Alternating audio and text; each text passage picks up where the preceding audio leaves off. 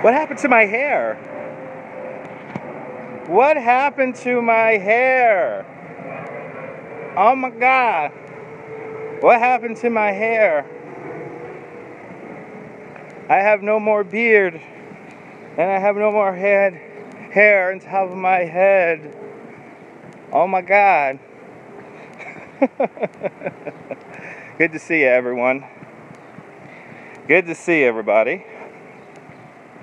If I miss a comment, there's a lot of sun glare. Good to see you, Norm from Bangor, Pennsylvania. Radio, 3 o'clock. Radio at 3 o'clock, New York time. Pookie, what's going on, Pookie? So, one of my co-workers quit. And I had to do a walking tour. You're prepping the burgers, yum. I actually got to get some Taco Bell. Me and the missus are going to get some Taco Bell right now. But when I meet her, I'm taking the long way to meet my wife right now. Walking down here in Bay Ridge. Hitting 100, it's 100 right here. It's 100 right here in the street. Right now. It's 100 degrees out here. But radio at 3, maybe a few minutes late if OBS crashes again. Because for some reason the OBS is a little fussy. She's been a little fussy lately. But that's why I'm not doing the radio show at 1 o'clock today. Because I had a walking tour in Central Park, and the walking tour was so chaotic, I had no time to take any Instagrams or pictures. It was just, this is how hastily arranged this morning's walking tour in Central Park was. It was so hastily arranged that the person who was putting the whole thing together actually paid for a cab ride for me to get into the city. Clean shaved, that's right, clean shaved. What you didn't see yesterday is that I shaved and I got a haircut. That's what you didn't see. But, yeah. It was kind of crazy this morning. It took something like 22 people, 24 people through Central Park. And a lot of them were very upset. Very upset that we left the tour 10 minutes late. Clean look indeed. Thank you so much, Nabul. Yep, Central Park's birthday is today, 164 years old. What was quite interesting was that people didn't seem to care about that. A lot of people on the tour today cared more about movie stars and what movies were filmed, and so that was a little annoying, because that's all I wanted to talk about was the park and how they built the park. But no. Sex and the City, Gossip Girl, which is all fine and all, but you know, my God, today's the birthday. Today's the Olmsted and Vaux's masterpiece. It's the birthday. Like, you know what's something I didn't tell the people? Here's something I didn't tell the people that I wanted to tell them all day. So for the first 10 years the park was opened, 50% of all park users had their own private carriage. Who had their own private carriage? Well, the top 5% earners. So it was really a playground for the rich for the first 10 years. For even the people who built Central Park. They couldn't really enjoy it because Sundays were usually their only days off. And on Sundays had the most restrictions. No large gatherings, no music is to be played. So there were little subtle things. You know, like the original Carousel, when that opened up in like I believe that was 1860 or 1862. The price of one ride on the Carousel was equivalent to like 3 days' pay for the average worker. It was something crazy like that. So, it's kind of amazing. But boy, Central Park was jumping today. And look at that, good to see a Boozy Burger Bill, that's right. But it was so hectic today that I got driven in a cab to go to the city so that I could get to the tour 10 minutes late. And mind you, it was 10 minutes late. People were pissed at 10 minutes late. They were like, I gotta go somewhere. And I'm like, relax. Just 10 minutes late. But I went right into the fray. And it was, not gonna lie, it was pretty stressful. It was pretty stressful. But I was happy it was a walking tour instead of a bicycle tour. That was a good thing. Got to walk in the street here, doing some tree pruning here in Bay Ridge. Let's check this out as I make my way down to 86th Street to meet the missus. Look at this, they got the trees. They're cutting down the trees. Or the trees might have got hit by lightning maybe, who knows? Who knows? Stuff going on here in Bay Ridge. But pretty stressful morning. But in the end, made lots of pretty good tips. I got $2 bills today. I got crispy $2 bills today. That's always the thing. Folks from Europe, for some reason, get $2 bills. And I know Casey Neistat likes $2 bills. But I got a bunch of $2 bills today. Nice, crispy, fresh from the currency exchange. Late afternoon on the cards, yeah. Late afternoon. 3 o'clock we'll be doing the radio show, New York time, so about an hour from now. And then, oh yeah, you use a $2 bill as a bookmark. That's smart. That's smart. Do you have a $2 bill? Folks from like Belgium and France always give me $2 bills this time of year. It's the weirdest thing. Like nobody has $2 bills anymore.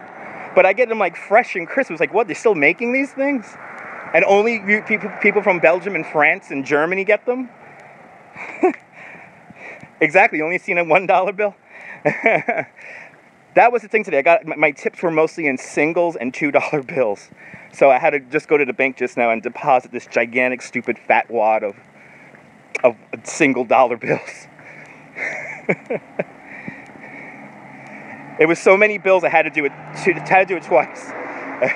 I had like $80-something in singles. And in the wallet, it looks beautiful, but when you realize it's only $80, you look at it in the wallet like, wow, look at all that money. No, it's all singles. It's all $80 in singles. And then the people fold it up. You know, if they're going to tip me like $2 single, if they fold it up, make it look like it's more money.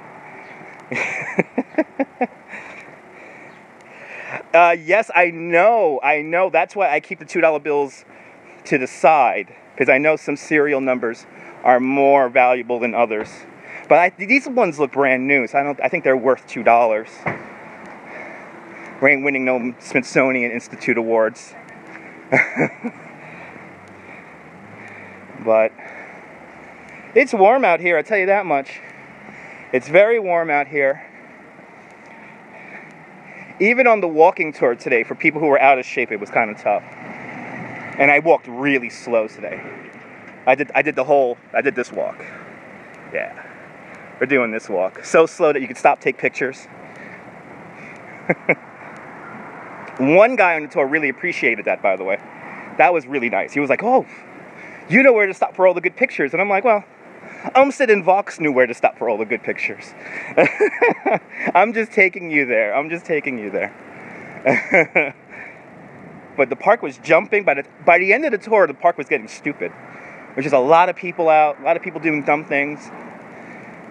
But it was so hectic that I didn't have time to do anything. And then I had to get back here by, well, about 20 minutes ago I had to get back here. So I made it back here just in time.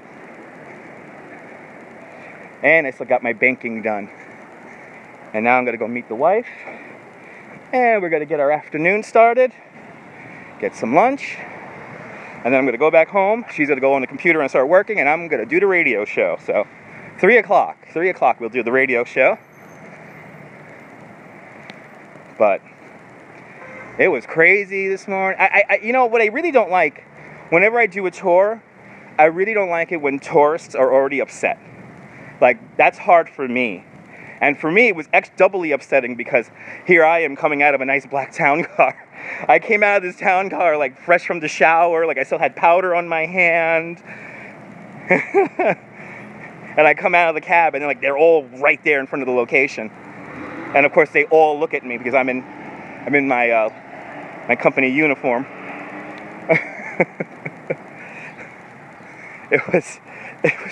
It was like out of a movie. It's like all the eyeballs were on me. No marathon. We're gonna try to do 2 hours. Tonight there's fireworks in Coney Island, so I gotta get ready and charge the gimbal and get ready for the fireworks tonight. Fireworks in Coney Island at 9:30. Yeah, well, you know what? They have. It's understandable. Like if a tour says they're gonna leave at 9 in the morning, then it's time to leave at 9 in the morning. That's the whole thing. And by the time I got there, It was like 9:15. Yeah, it's Friday. And we have good weather today, so we're going to have fireworks. Yeah, it was like 9:15 when I got there. And then it was like right into the tour. Like, here's your group, right into the tour. But it was a weird group today. Not too many people from the States. It was mostly Europe, well, let me see, Belgium, France. I know we had, Belgium and France were the biggest contingents. And then we had some folks from the UK, and a couple of people from Germany, not too many.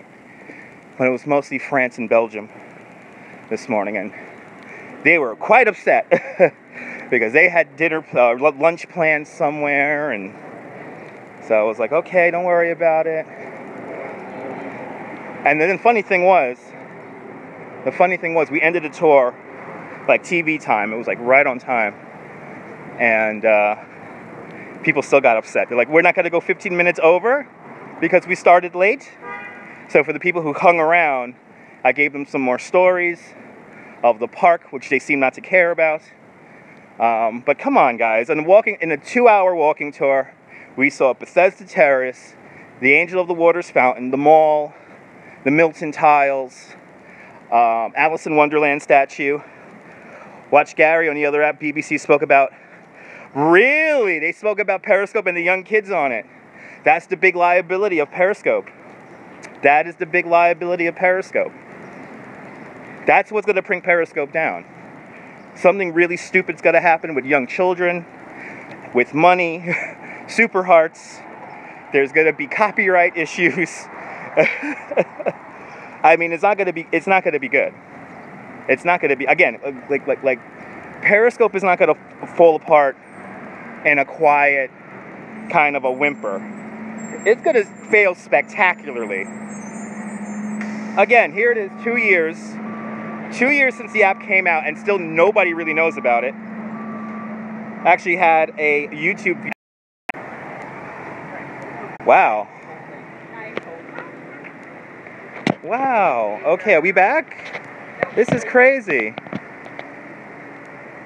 This is crazy.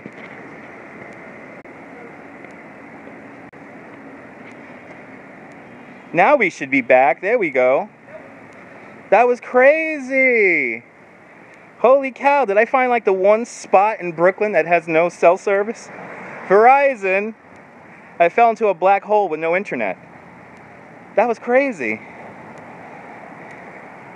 It seemed to recap now. Okay. Let's see. Now it says I'm live. Very bad connection.